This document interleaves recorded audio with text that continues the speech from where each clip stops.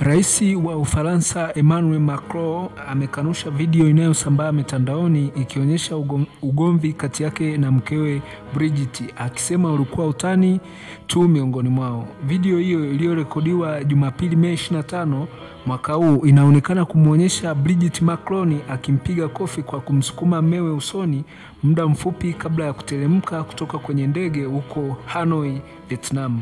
Kiongozi wa Ufaransa mara ya kwanza anaonekana kushangazwa, kisha anageukia viongozi, wananchi na waandishi wa habari waliokuja kumpokea na kuwapungia mkono.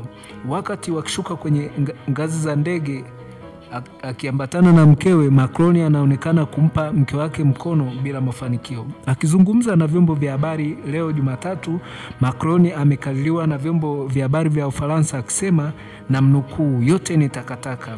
Vyombo kadhaa vya habari Ufaransa viliripoti kwamba ofisi ya Macron hapo awali ilitupilia mbali uzushi unaoenezwa kuhusu video hiyo ambayo ilirekodiwa na The Associated Press ikiita kuwa habari za uongo.